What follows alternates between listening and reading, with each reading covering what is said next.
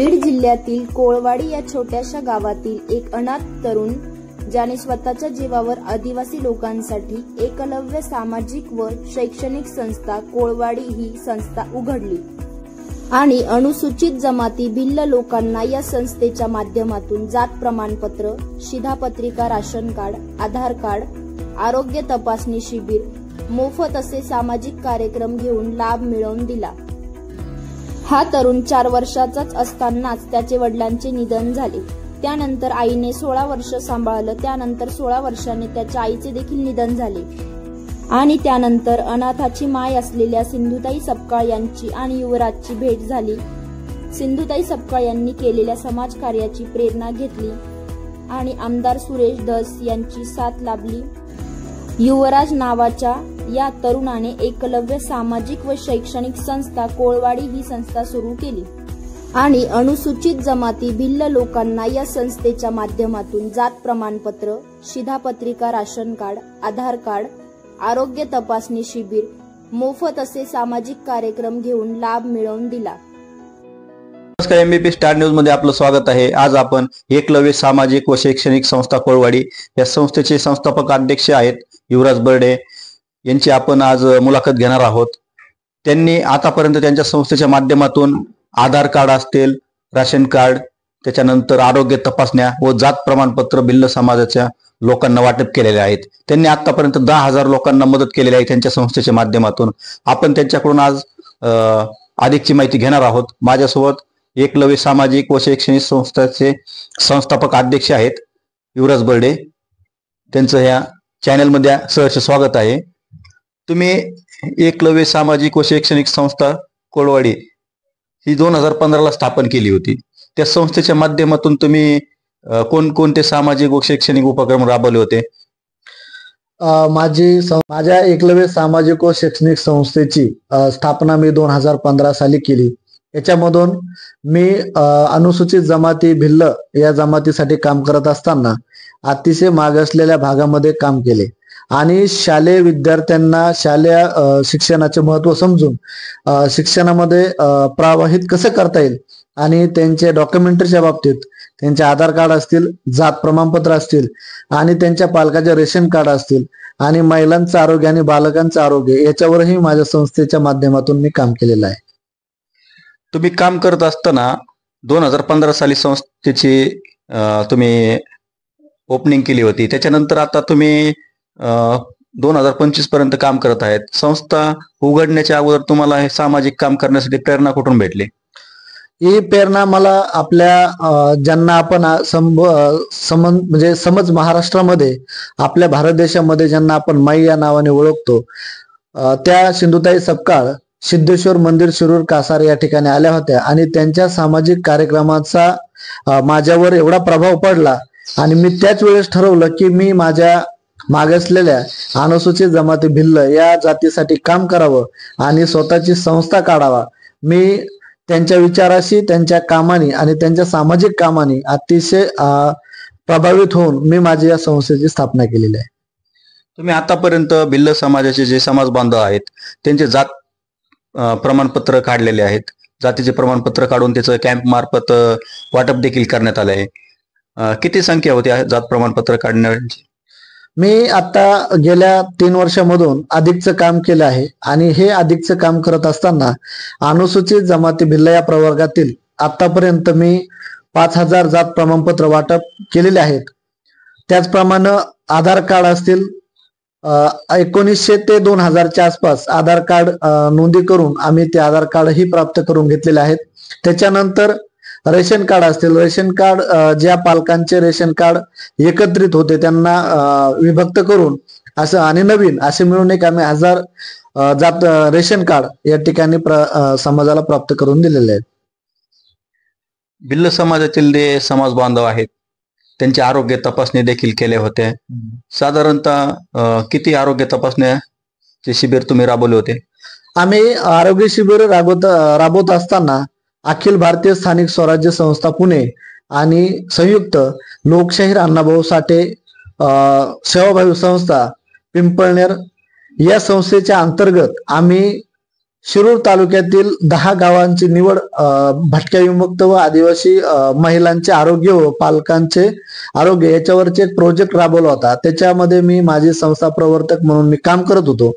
तर ते काम करत असताना आम्ही त्याच्यामध्ये 3000 महिलांच्या आरोग्यावरती काम केलं आणि त्याच्यामधून जे कुपोषित बालक असतील किंवा कमकुवत बालक होती की ज्यांना शरीराच्या वाढमध्ये काही अडचणी होत्या, अशा मुलांना आम्ही 1000 मुलांपर्यंत आम्ही त्याचं बेनिफिट पोहोच केलेलं आहे.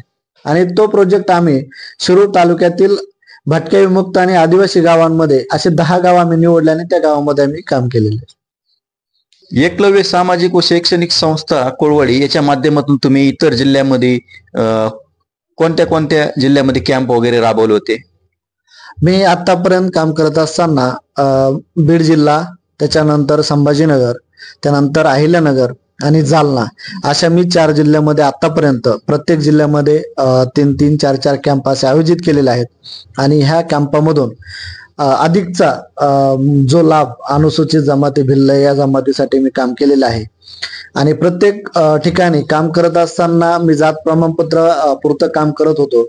परंतु हे काम करत असताना माझ्या निदर्शनामध्ये एक गोष्ट लक्षात येऊन गेली की आदिवासी भिल्ल समाज हा डोंगराळ भागामध्ये किंवा जंगलामध्ये राहणारा समाज आहे. आणि समाज अडाणी असल्यामुळे जे मुलं शिक्षण घेत आहेत त्या मुलांच्या शिक्षणामध्ये घेत असताना जो अडथळा निर्माण होत होता तो डॉक्युमेंटरीचा होता. आणि कुठल्या बी कागदपत्रासाठी आधार कार्ड आणि रेशन कार्डची मागणी केली जायची. म्हणून आम्ही जात प्रमाणपत्राचे कॅम्प करत असताना आमच्या सर्व टीमने एक ठरवलं की जर आपण आधार कार्ड आणि रेशन कार्ड याच्यासाठी काम उभं करावं आणि मग याच्यानंतर आपण जात प्रमाणपत्रासाठी काम करावं.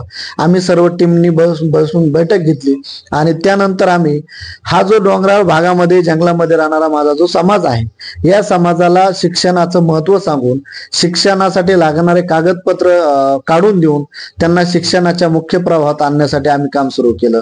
आणि हे काम करत असताना आम्ही जे मूलभूत गरजा आहेत खाण्याच्या, ह्या खाण्याच्या गरजा कशा पूर्ण होत नाहीत. एक तर शेती नाही आणि शेती नाही तर राशन बी वेळेवर भेटत नाही, म्हणजे राशन कार्ड नाही. मग ह्या समाजाने जगायचं कसं? म्हणून आम्ही आधार कार्ड आणि रेशन कार्डवर भर दिला. आणि आधार कार्ड काढल्याच्या नंतर नवीन रेशन कार्ड असतील, ज्या ठिकाणी त्यांना धान्य मिळत नसेल असे विभक्त न झालेले काही कुटुंब असतील यांचे राशन कार्ड आम्ही विभक्त करून त्यांना त्या धान्यांचा लाभ मिळवून देण्यासाठी आम्ही आधी काम केलं. आणि ते काम करत असताना जोपर्यंत जो तालुका कागदपत्री परिपक्व होत नाही तोपर्यंत आम्ही त्याच तालुक्यामध्ये काम केलं. आणि ज्यावेळेस डॉक्युमेंटरीसाठी जात प्रमाणपत्रासाठी जे कागदपत्र लागतात हे कागदपत्र आमच्या समाजांकडे उपलब्ध झाल्याच्या नंतर मग आम्ही जात प्रमाणपत्रासाठी काम केलं. आणि जात प्रमाणपत्रासाठी काम करत असताना आधार कार्ड असतील, रेशन कार्ड असतील, त्याच्यानंतर जॉब कार्ड असतील, जात प्रमाणपत्र असतील, असे मिळून आम्ही आतापर्यंत एक 10 ते 12 हजार अनुसूचित जमाती भिल्ल या जातींच्या लोकांना पर्यंत आम्ही लाभ दिलेला आहे. आतापर्यंत आम्ही जागतिक आदिवासी गौरव दिन आणि एकलव्य जयंती, आमचा समाज हा मोठा स्थलांतरित ऊसतोडीसाठी होत असतो. तर आम्ही हे दोन्ही सण एकत्रित करून आम्ही जयंतीचे निमित्त साधून जे विद्यार्थी शिक्षण घेत आहेत आणि जे विद्यार्थी होतकरू आहेत अशा विद्यार्थ्यांसाठी आम्ही प्रबोधन कार्यक्रम त्या जयंतीच्या निमित्ताने आयोजित करीत असतो. आणि 10वी 12वीचे जे विद्यार्थी आहेत जे पास होऊन झालेले आहेत पुढील शिक्षणासाठी त्यांना मार्गदर्शन सत्रही आम्ही आमच्या संस्थेच्या माध्यमातून आयोजित करत असतो.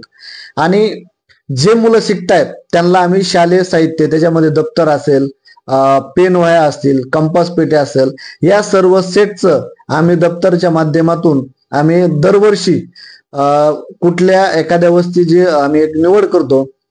आणि तालुका निहायमध्ये 4 गाव असतील, 5 गाव असतील, ज्या ठिकाणी अनुसूचित जमातीच्या विद्यार्थ्यांची 80% पुढे पट संख्या असेल अशा गावामध्ये आम्ही हे साहित्य आतापर्यंत वाटप करत आलो. एकलव्य सामाजिक संस्थेच्या माध्यमातून तुम्ही जे सामाजिक उपक्रम राबवतात, जे कार्यक्रम घेतात, जे कॅम्प लावतात, समाजातील व्यक्तींना जो मदत मिळवून देतात, तर हा सर्व खर्च संस्थेच्या माध्यमातून करण्यात येतो. मी हा खर्च करत असताना सामाजिक कार्यामध्ये जे माझे काही मित्र कंपनी आहेत ज्यांना समाजाची आवड आहे, तसेच माझ्या भिल्ल जमातीतील जे काही सुशिक्षित म्हणजे जे आपण काय म्हणू त्यांना तरुण आहेत, या लोकांकडून मला या ठिकाणी हे सामाजिक काम करत असताना फुल ना फुलाची पाकळी तून मदत होत असते आणि त्याच्यातून मी हे सामाजिक काम करत या आतापर्यंत पोहोचलो आहे. आता जात प्रमाणपत्र काढले, त्याच्यानंतर तुम्ही आधार कार्ड वगैरे काढून दिलेत, त्याच्यानंतर काही राशन कार्ड देखील काढून दिले आहेत. याला जो लागणारा खर्च आहे हा समाजातील व्यक्तींना तुम्ही करून दिला नाही, संस्थेच्या माध्यमातूनच केला आहे. मी आतापर्यंतचा ज्या ठिकाणी कागदपत्रासाठी जी ऑनलाईन फीस असतात गव्हर्नमेंटच्या, त्याच्यामध्ये जात प्रमाणपत्र असं शासन निर्णयानुसार कमीत कमी 80 रुपये त्या ठिकाणी कास्ट सर्टिफिकेटसाठी खर्च येतो.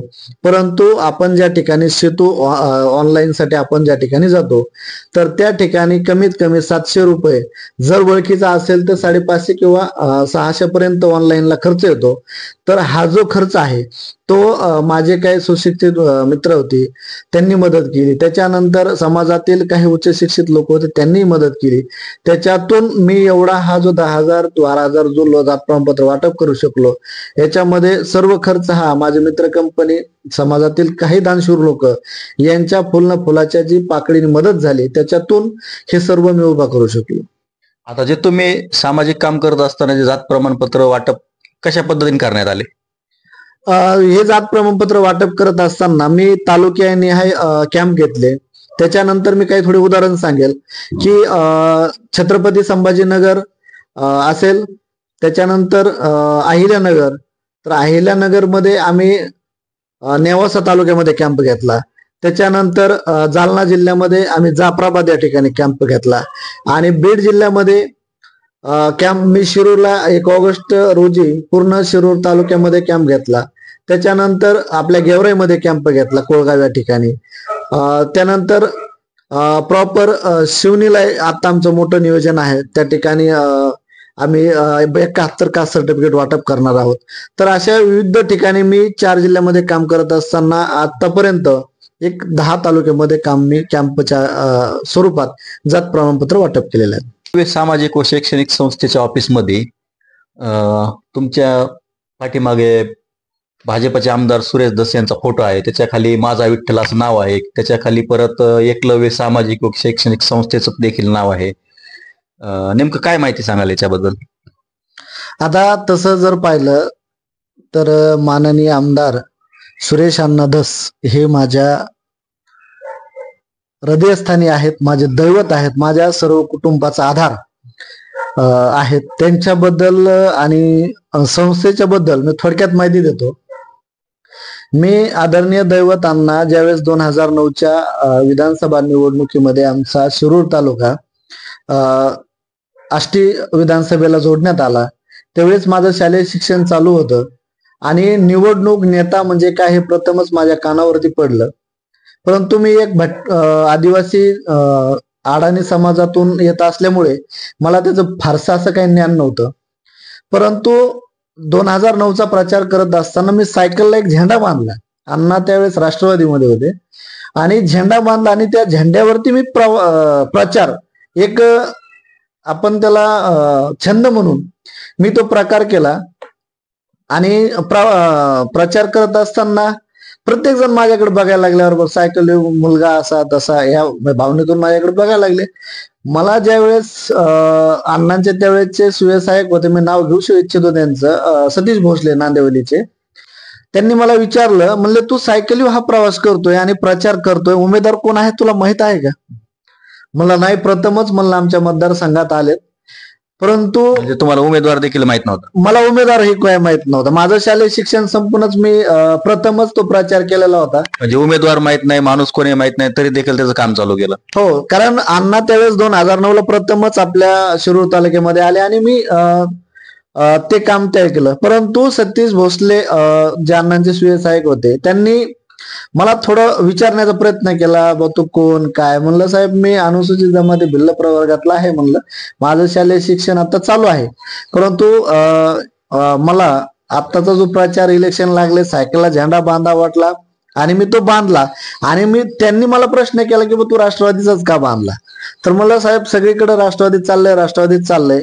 आणि मग त्यांनी मला सांगितलं की राष्ट्रवादी हे चिन्ह, राष्ट्रवादी पक्षाचं हे चिन्ह घड्याळ आहे आणि त्या घड्याळावरती सुरेश अण्णा धस हे निवडणूक लढवत आहेत.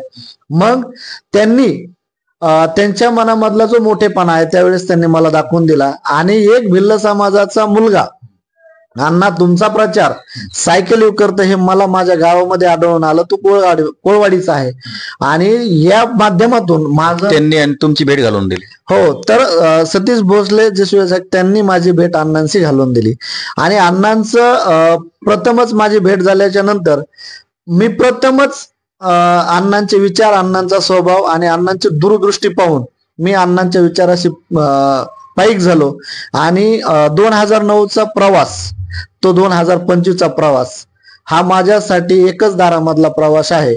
आणि माझ्या सामाजिक कामामध्ये, संस्थेच्या कामामध्ये आणि भिल्ल समाज असेल, पारधी समाज असेल, आपल्या ठाकूर समाज असेल, जो आष्टी मतदारसंघामध्ये जो आदिवासी समाज होतो यांच्यासाठी अहोरात्र म्हणलं, 24 घंटे म्हणलं, पर्सनली त्यांचा फोन नंबर उपलब्ध असतो.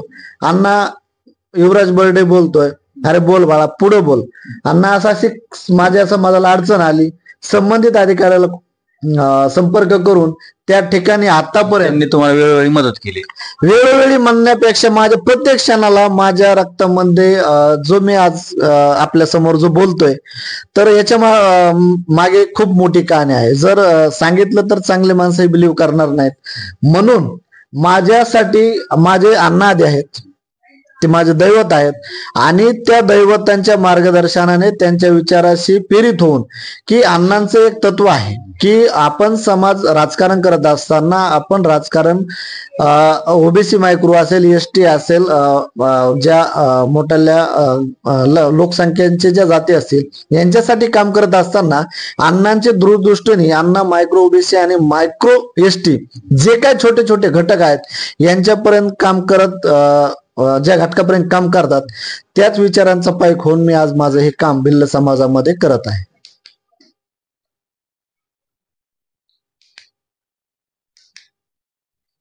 राजकारणामध्ये नेता आणि कार्यकर्ता हे जे नातं असतं, तर कुठंही बॅनरबाजीवर समजा बॅनर वगैरे लावले त्याच्यावर नेता किंवा माझा नेता असा उल्लेख असतो, पण तुम्ही तुमच्या प्रत्येक बॅनरवर संस्थेच्या माझा विठ्ठल, माझा दैवत असं अण्णांचा फोटो लावून तुम्ही बॅनर लावलेले आहेत. काय सांगाल याच्याविषयी? आता याच्या मागे सांगण्याचा आणि जो उद्देश आहे, माझा विठ्ठल असेल, माझा आदरणीय, प्रत्येक पोस्टवर आदरणीय दैवत हे नाव असतं. तर याच्या मागे मी 2013ला L4 आणि L5 मणक्याच्या आजाराने त्रस्त झालो होतो. तर त्यावेळेस आदरणीय दैवत अण्णांनी Supertech hospital Pune, doctor Ranade यांच्याकडे मी ऍडमिट झाल्याच्या नंतर त्या ठिकाणी तात्काळ पैशाची गरज पडली. माझ्याकडे कुठलाही रुपया नव्हता, परंतु त्या काळीचे अण्णांचे सुयसाहेब सुभाष जगताप आणि आप्पासाहेब बर्डे यांच्याशी मी कॉन्टॅक्ट केला आणि तात्काळ त्यांनी अण्णाला युवराजचं L4 L5चं ऑपरेशन आहे आणि त्याच्याकडे आजच्या परिस्थितीला पैसे भरण्यासाठी पैसे नाहीत. तर त्यांना अण्णांनी डॉक्टरांशी बोलून जो काय खर्च लागेल तो मला सांगा, त्या मुलांचं ऑपरेशन थांबू नका. आणि त्या ठिकाणी माझं तात्काळ सक्सेसफुली ऑपरेशन अण्णांनी केलेल्या मदतीमुळे झालं. तेव्हापासूनच मला त्या ठिकाणी जाणीव झाली की जर माझ्यासारख्या दुखण्यात दैवत अण्णा धावून येत आहेत, तर माझ्या मनामध्ये आपोआपच त्यांच्याविषयी आपुलकी आणि प्रेम व्यक्त झालं. म्हणून ते माझे विठ्ठल आणि दैवत आहेत. आज माझ्यासोबत होते एकलव्य सामाजिक शैक्षणिक संस्थेचे संस्थापक अध्यक्ष व आदिवासी भिल्ल समाजाचे प्रदेशाध्यक्ष युवराज बर्डे. आज आपण त्यांची मुलाखत घेतलेली आहे. धन्यवाद.